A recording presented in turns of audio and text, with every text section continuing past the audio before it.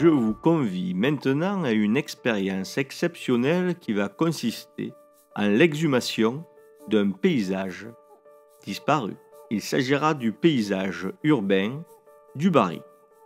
Le Barry est un terme occitan qui désigne à l'origine le rempart et qui, par dérivation, en est venu à désigner les rues qui en font le tour, soit à l'intérieur, mais le plus souvent à l'extérieur du rempart. Ainsi, le Barry devient dans certains villages le lieu de la promenade vespérale. De ce terme Barry, on a tiré le verbe occitan baruler, qui signifie se promener, mais aussi tourner en rond et aller et venir sans but.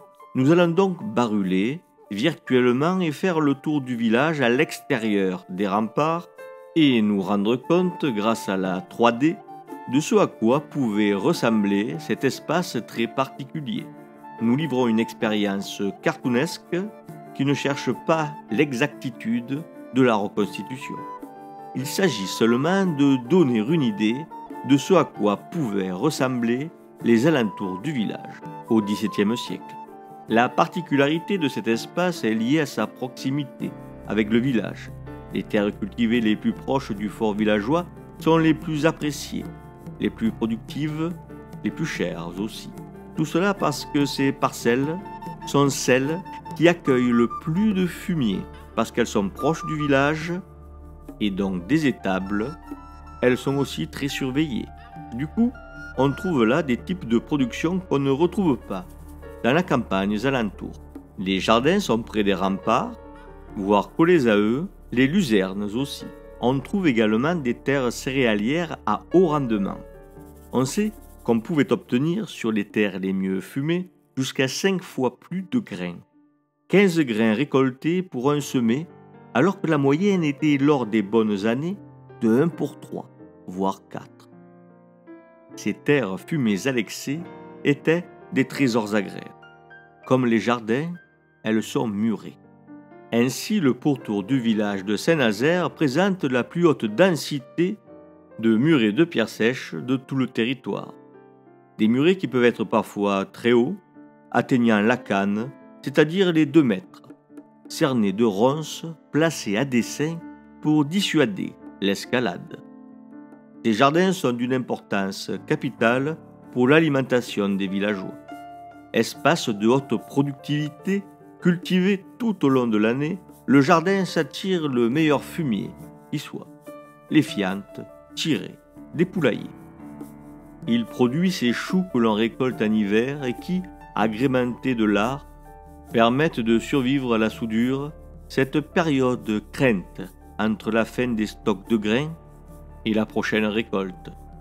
Ces choux, ce sont les colifiori d'Olivier de Serres, ce grand agronome ardéchois.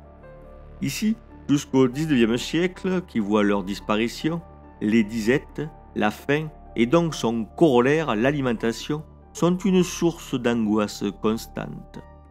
On le remarque à ces murets de 2 mètres de haut qui ceinturent les jardins. Nulle part ailleurs, les murs qui ceinturent les terres sont aussi hauts. Pour autant, s'il faut nourrir les hommes, il a fallu également nourrir les animaux. Ils se déclinaient en chevaux, rares, en bœufs, rares et cantonnés dans les grandes métairies isolées comme au Brusquet, devenu aujourd'hui le Bresquet.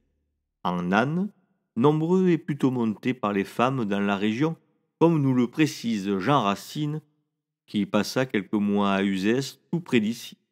Des mules, nombreuses et dédiées au labour et donc chargées de tirer l'arrière. Et des moutons, en quantité, dont le troupeau global équivaut à quelques 300 têtes. Mais en déambulant autour de notre fort villageois, en 1631, nous découvrons aussi des champs de luzerne. Celle-ci fournit un excellent fourrage dédié à l'hostellerie et donc aux chevaux des voyageurs. Ces 2 champs de luzerne et l'hostellerie appartiennent aux plus aisés des paysans du cru. Le sieur Jean Coste, bayle du lieu, fils de Barthélemy Coste, qui lui aussi était déjà le représentant du seigneur. Aussi loin qu'on remonte, on trouve un Coste à ce poste, une dynastie de bayle depuis le milieu du XVIe siècle au moins. Autour du village, on trouve aussi un mûrier esselé, sans doute reliquat d'une tentative de développement de la sériciculture avortée, des ancêtres de ce Jean Fabre, dont la maison est Orlefort. Enfin, quelques bâtisses ont risqué l'aventure à l'extérieur des remparts. Il y a d'abord la maison des Bailles, les Costes, qui, même si la maison seigneuriale leur est inféodée, réside à l'extérieur, marquant ainsi leur domination sociale. Représentant du comte de Grignan, l'un des plus puissants seigneurs de la région, ils marquent ainsi leur altérité.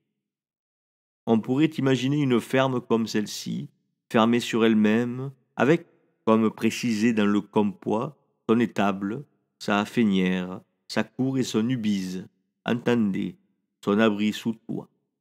Enfin, le long de la route, cerné de chemins comme le précise le compois, il y a l'hostellerie.